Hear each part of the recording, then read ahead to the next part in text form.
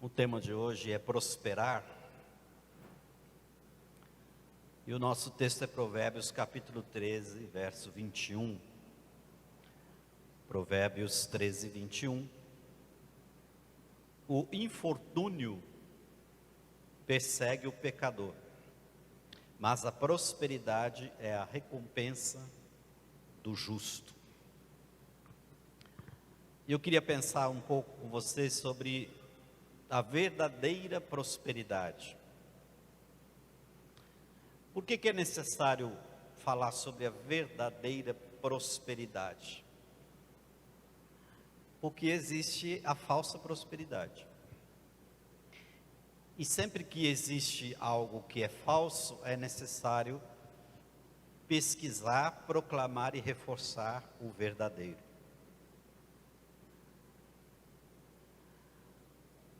O tema da prosperidade, ele é um tema complexo porque ele tem sido mal interpretado e causado muitos males a milhões de pessoas ao redor do mundo, muito por culpa de algumas correntes teológicas que são ensinadas em algumas igrejas, que nós podemos conhecer também como teologia da prosperidade.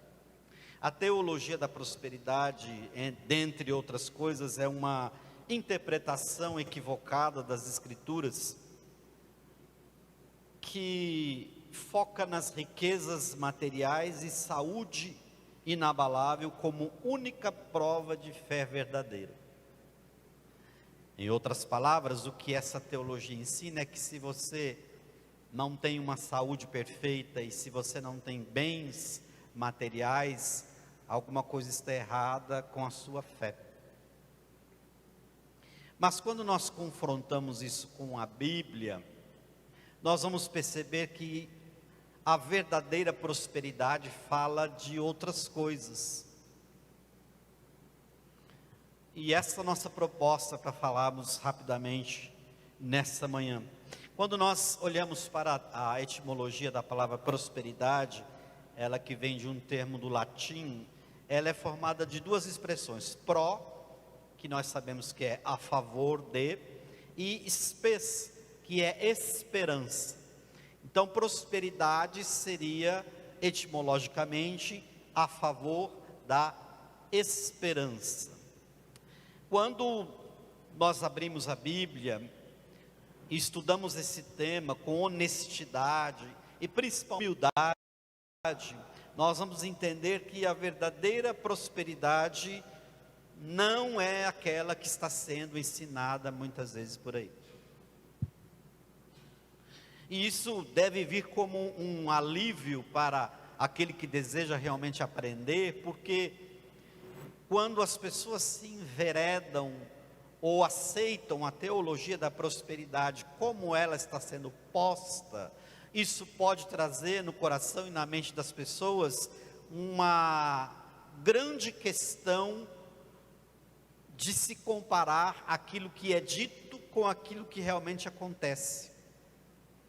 Ora, se eu não estou experimentando riquezas materiais, e se eu tenho em alguns momentos algum problema de saúde na família, existe algo errado com a minha fé, isso vai me trazer uma crise de fé.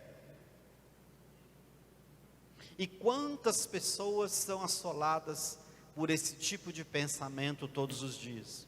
Quantos desistiram da caminhada com Deus? Quantos são confundidos na sua expressão de fé por conta desta linha teológica? Quando nós olhamos para esse versículo, nós vamos ver então a questão da verdadeira prosperidade, porque diante deveríamos perguntar: o que eu preciso aprender a respeito da verdadeira prosperidade? O que eu preciso aprender para saber se eu experimento ou não a prosperidade que a palavra de Deus diz? E a primeira lição que nós tiramos desse versículo de Provérbios 13, 21, é que a verdadeira prosperidade não é riqueza material. A palavra prosperidade utilizada neste versículo, ela vem de um termo hebraico que é shalom. E esse termo hebraico, ele vem de uma raiz primitiva que significa estar em paz, estar completo, estar sadio. Desse termo nós temos o shalom, que é uma saudação muito comum entre os judeus, que quando eles desejam o shalom para alguém, eles estão dizendo: eu desejo que tudo vá bem com você, em todos os aspectos, físico, emocional, principalmente espiritual e também financeiro. Percebam então que essa expressão prosperidade, ela tem uma abrangência muito maior do que simplesmente dinheiro e saúde. Eu lembro de uma cantiga muito antiga que se cantava na virada do ano, né?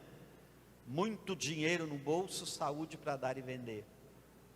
Como se tudo isso pudesse resumir a felicidade ou determinar um bom ano para alguém.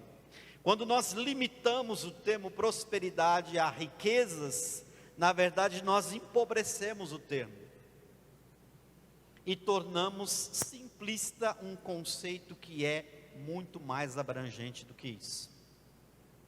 Então, a verdadeira prosperidade não é riqueza material. Em Provérbios capítulo 13, verso 7, nós lemos assim: há alguns que se fazem ricos e não têm coisa nenhuma, e outros que se fazem de pobres e têm muitas riquezas.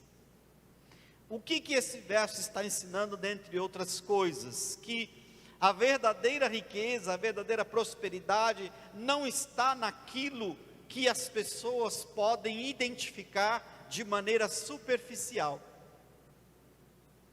Não está naquilo que talvez os institutos de pesquisa apontam.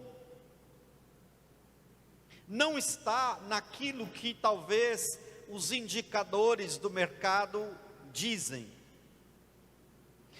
Porque a prosperidade vai alcançar um nível que pode ser uma realidade, uma realização tão grande na sua vida, que você vai experimentar algo que nem você mesmo consegue explicar, e isto é uma coisa entre você e Deus.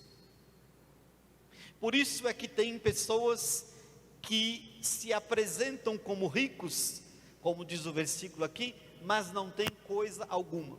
Uma vez eu vi uma frase interessante que dizia assim: aquela pessoa é tão pobre, mas tão pobre, que tudo que ela tem é dinheiro, não tem mais nada.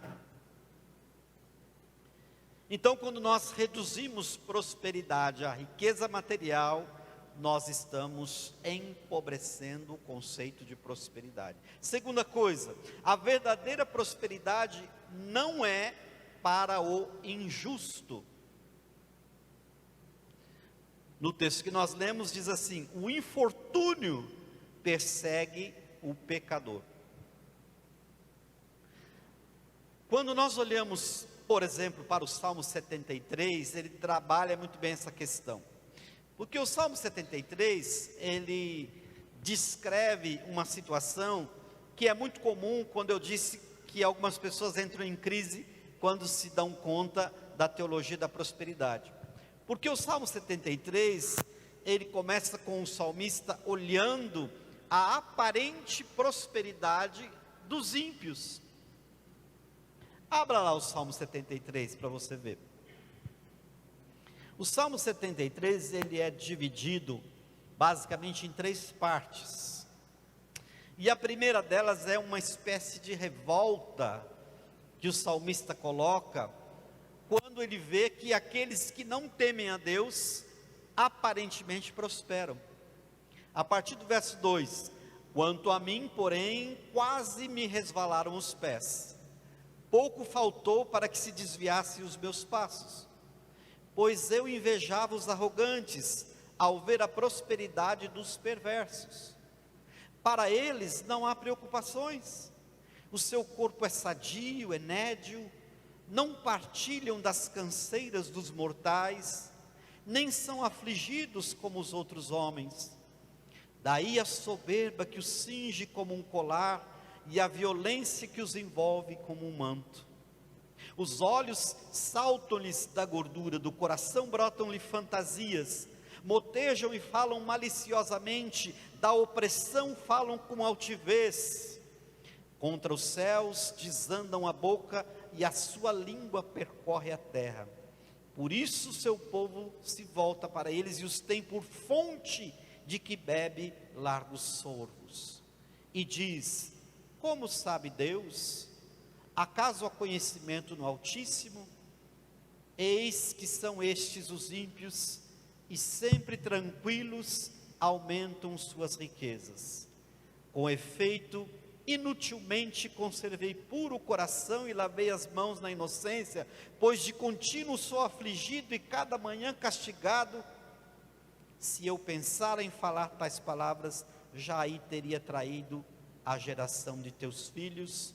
Em só refletir para compreender isso, achei muito pesada a tarefa para mim. Aqui um parênteses. Quando vocês fizerem um estudo bíblico ou preparar uma pregação, jamais separe um versículo do seu contexto e tente estabelecer aí uma verdade, porque se você ler somente até aqui, se o salmo fosse escrito somente até aqui, nós haveríamos de concordar com essa primeira parte, com essa observação do salmista de que os ímpios é que estão certos, eles é que estão vivendo bem, apesar deles não temerem a Deus, apesar deles serem corruptos, apesar deles financiarem projetos que são contra a vontade de Deus, apesar deles assaltarem as pessoas, eles é que estão certos, a vida dele é boa, eles são saudáveis, estão rodeados de pessoas. Não é isso que o Salmo está dizendo? E mais, ele diz assim: inutilmente conservei o meu coração puro e lavei as minhas mãos na inocência. Ou seja, ele está dizendo que servir a Deus, ser servo de Deus e andar na presença de Deus seria inútil, considerando só essa primeira parte. Mas aí o Salmo tem um ponto de virada, que está no verso 17. Ele vai considerando essas coisas e ele diz então: até que entrei no santuário de Deus e atinei com o fim deles. Até aqui era uma observação racional, até aqui eram considerações do coração corrompido do homem, até aqui esses pensamentos e essas coisas que ele chega à conclusão não tem nada a ver com o que o Espírito nos ensina. E ele diz: tudo isso eu pensei até que eu entrei no santuário de Deus e reatinei com o fim deles. E a partir daqui, o Salmo toma uma outra direção. Ele diz: tu certamente os pões em lugares escorregadios e os fazes cair na destruição. Como ficam de súbito assolados, totalmente aniquilados de terror. Como ao sonho quando se acorda, assim, ó Senhor, ao despertares, desprezarás a imagem deles. Quando o coração se me amargou e as entranhas se me comoveram, eu estava embrutecido e ignorante, como um irracional na tua presença. Percebe que ele faz essa avaliação dele mesmo. Ele está dizendo assim: o que eu disse até no verso 16, partiu de um coração amargurado, de um animal embrutecido e ignorante. Mas quando eu entrei no altar do Senhor, tudo mudou. Quando eu entrei na presença de Deus, as coisas começaram a se esclarecer. Eu comecei a entender o que realmente acontece com a aparente prosperidade dos ímpios. Ele diz: Todavia estou sempre contigo, tu me seguras pela minha mão direita, tu me guias com teu conselho e depois me recebes na glória. Quem mais tenho eu no céu? Não há outro em que eu me compraza na terra. Ainda que a minha carne e meu coração desfaleçam, Deus é a fortaleza do meu coração, a minha esperança para sempre. E a sentença para os que se afastam de Deus continua no 27. Os que se afastam de ti, eis que perecem. Tu destrói todos os que são infiéis para contigo. Quanto a mim, bom me estar junto a Deus. No Senhor Deus ponho o meu refúgio para proclamar todos os teus feitos. Então, a verdadeira prosperidade não é para o injusto. Este salmo está dizendo que ele observava e percebia no seu coração, racionalmente, que aqueles que não temiam a Deus eram prósperos, que eles tinham uma vida tranquila, que eles acumulavam riquezas, que eles blasfemavam contra Deus e parece que nada acontecia com eles. Ora, não é assim ainda hoje? Não são os mais ricos da terra os mais blasfemadores, os que financiam projetos demoníacos, os corruptos que roubam a comida dos mais pobres? Não são esses os que aparentemente prosperam? A prosperidade verdadeira não é para o injusto. Nós poderíamos dizer então que as conquistas dos injustos não podem ser consideradas prosperidade no sentido exato da expressão. Isso nos leva ao terceiro ponto. A verdadeira prosperidade não é mérito. Voltando ao versículo tema, a prosperidade é a recompensa.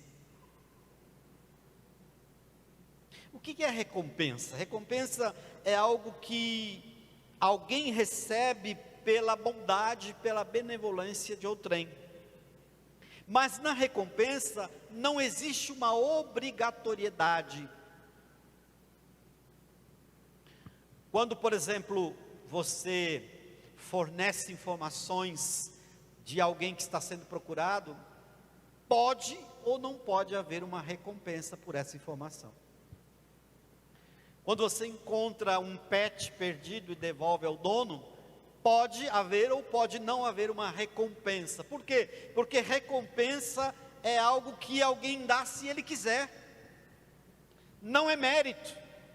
Por isso a verdadeira prosperidade não é mérito.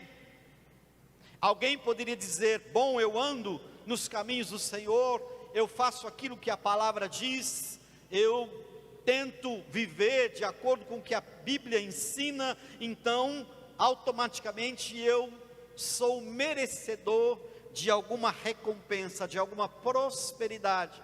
Mas não é assim que funciona, porque recompensa não é aquilo que nós merecemos. A prosperidade de Deus é algo que Ele decide entregar e não está baseado no merecimento de quem quer que seja. Aliás, a Bíblia diz que o que toda a raça humana merece, na verdade, é o inferno. Romanos capítulo 3, verso 23. Todos pecaram e destituídos estão da glória de Deus.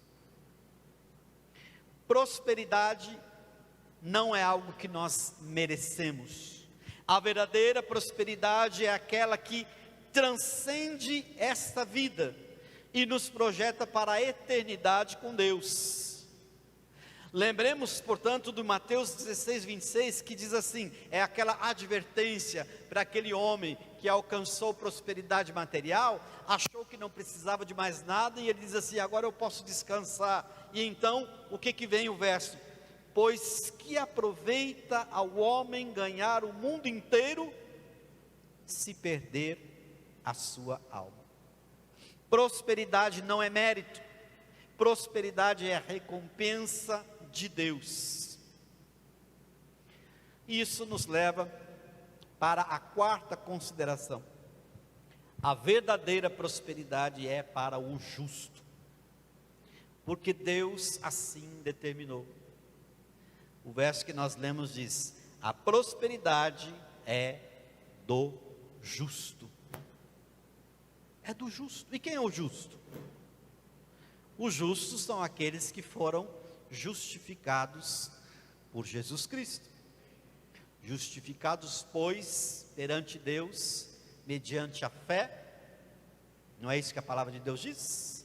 Nós somos justos, não porque temos a essência da justiça, mas porque por Jesus, justiça de Deus, fomos declarados justos, fomos justificados. O sangue de Jesus Cristo nos justifica de todo pecado. A verdadeira prosperidade é para o justo. Por quê? Porque se não fosse assim, seria injusto. E o nosso Deus é Jeová Tzidkenu, o Deus da justiça. Veja, se já entendemos que a prosperidade transcende essa vida e se estabelece, na verdade, na eternidade, então essa verdadeira prosperidade só pode ser assimilada, experimentada e vivida por aqueles que serão convidados a passar a eternidade com Deus. Portanto, a prosperidade é para o justo. Quando a gente vê lá no Salmo, em Mateus 25:34, então dirá o rei aos que estiverem à sua direita: vinde benditos de meu Pai, possui por herança o reino que vos está preparado desde a fundação do mundo. Aqui vai se estabelecer a verdadeira prosperidade no sentido mais amplo do termo. Aqui nós podemos nessa vida experimentar alguns vislumbres de prosperidade. Aqui teremos pequenas amostras de prosperidade. Mas lá na eternidade, sim, estará estabelecida toda a prosperidade de Deus, porque lá as coisas vão se completar, porque lá estaremos aptos a experimentar tudo de bom que Deus preparou para nós. Ora, se neste mundo Jesus disse que nós teríamos aflição, então a prosperidade não é completa aqui. Se lá em Apocalipse diz que Deus enxugará dos nossos olhos toda lágrima, significa que aqui não há possibilidade de experimentar a verdadeira prosperidade. Mas quando ele diz, possuir por herança o reino que está preparado desde a fundação do mundo, aí vai se estabelecer e nós iremos então experimentar toda a prosperidade de Deus na nossa vida. A prosperidade é para o justo.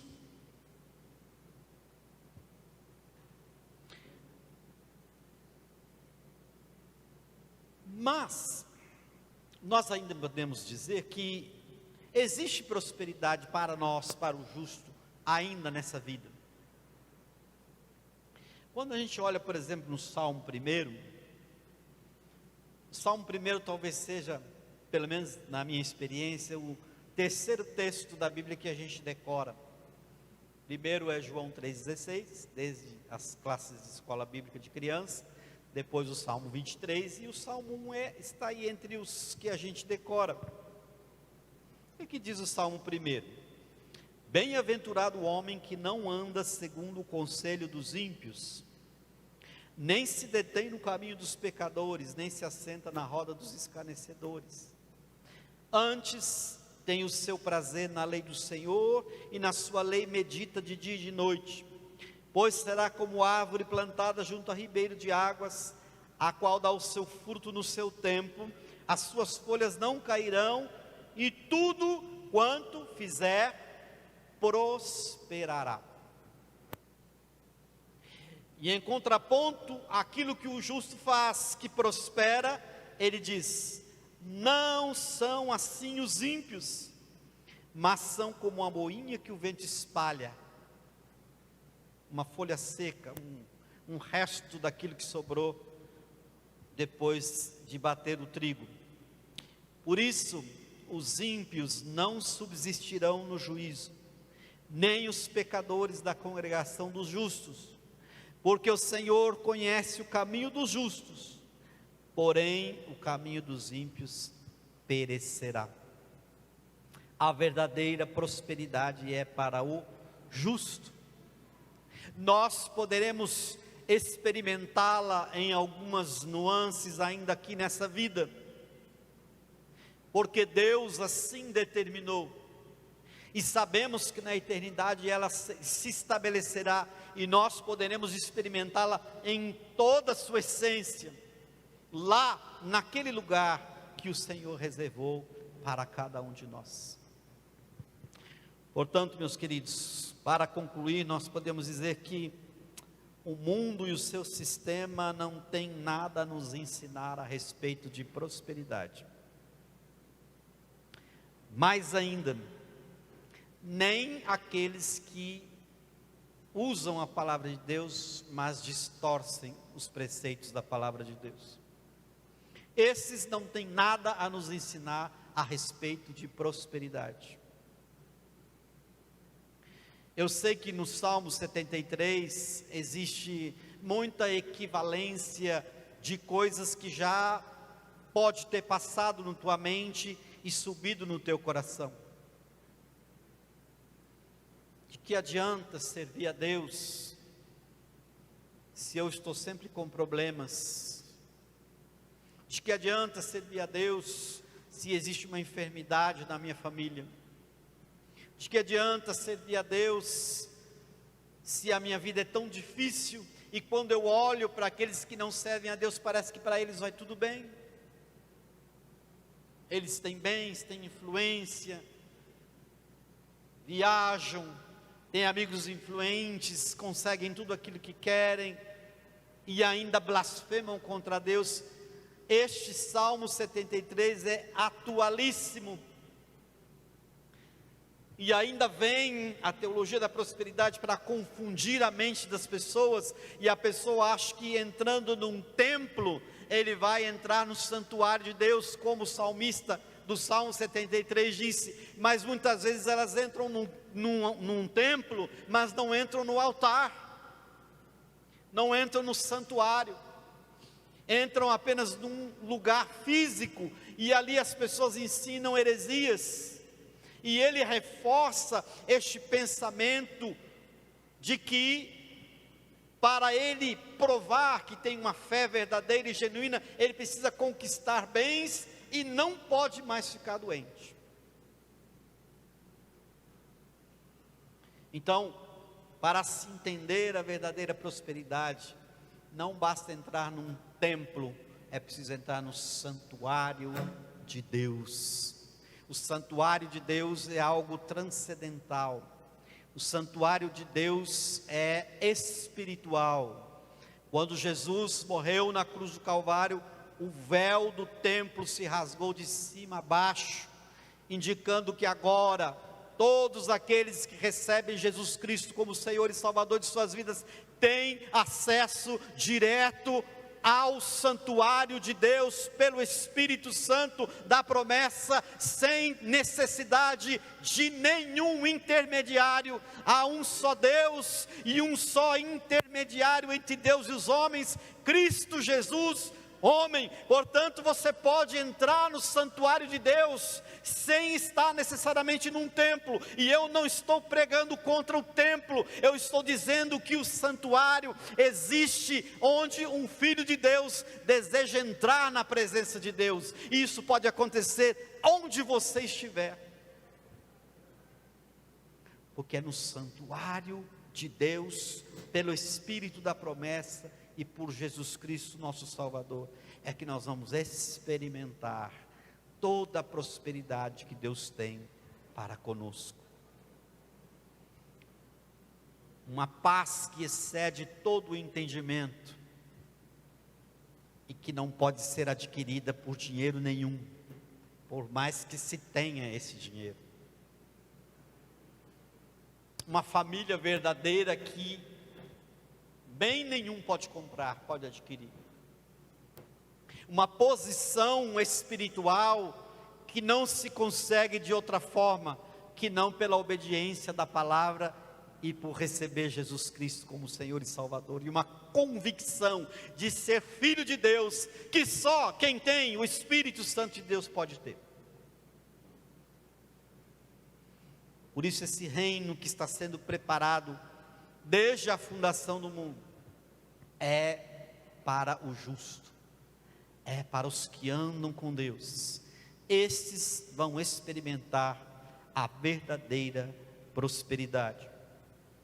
Sendo Deus a única fonte de bênçãos, esperemos dele a recompensa, o shalom, a prosperidade.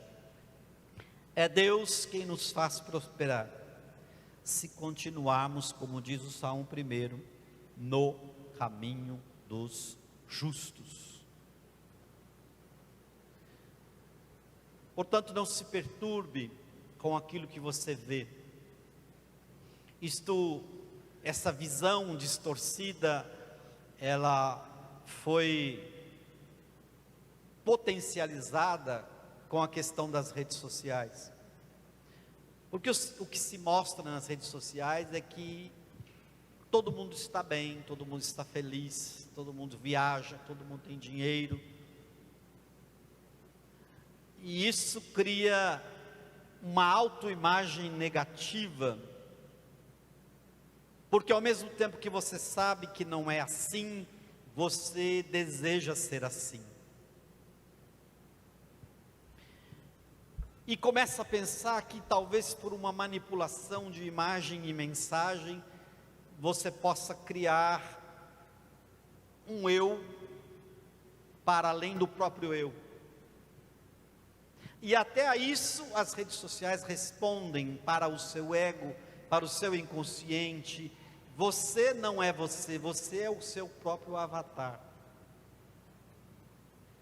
E assim nós vamos nos despersonalizando, e assim nós vamos nos diluindo nessa sociedade, que, como diz Bauman, é líquida.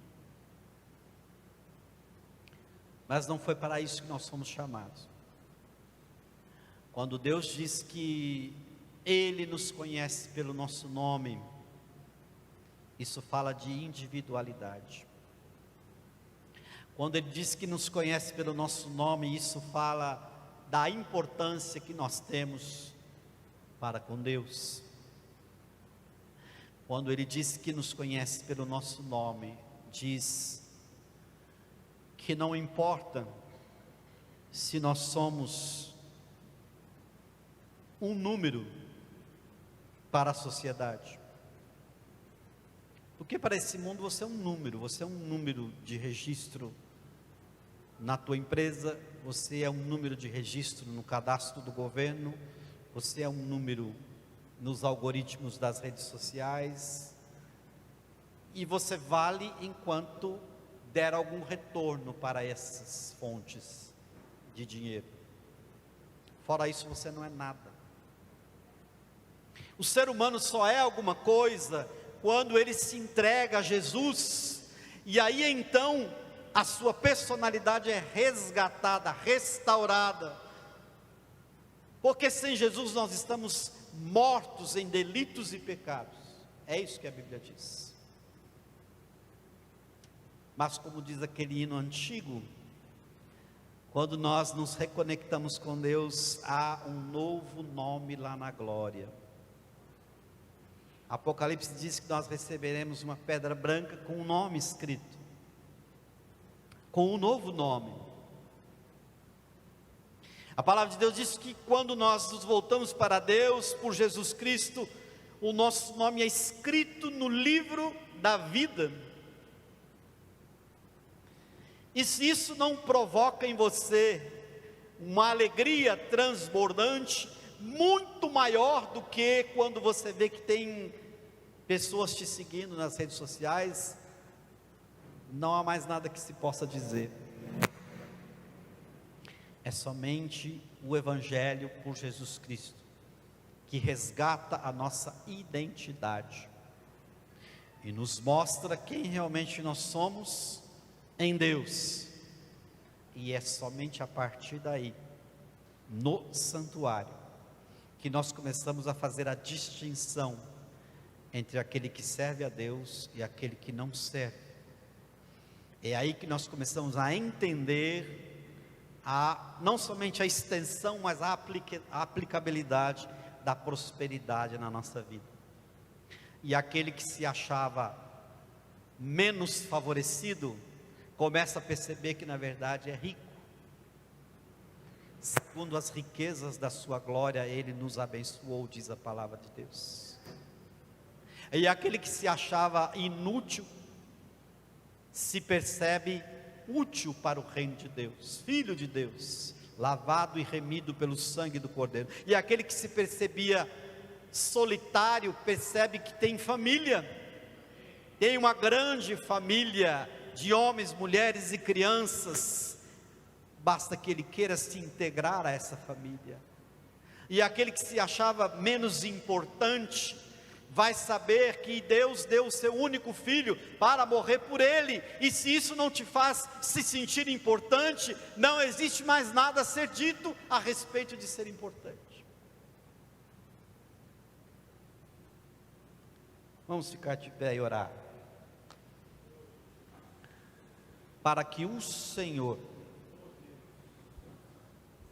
pelo Espírito Santo que nos deu, comece a trocar algumas das nossas convicções e a substituir essas convicções pelo que a Bíblia diz. Nós não somos o que a mídia diz que nós somos. Nós não somos o que as estatísticas dizem que somos. Nós não somos o que a rede social diz que nós somos. Nós somos o que Deus diz que nós somos. O que a palavra diz que nós somos. Filhos de Deus. Convidados para as bodas do Cordeiro. Para se assentar à mesa com Ele. Para sermos chamados de benditos do Pai. Herdeiros e co-herdeiros com Cristo. É isso que nós somos. E tudo isso, meus queridos, é em essência a verdadeira prosperidade.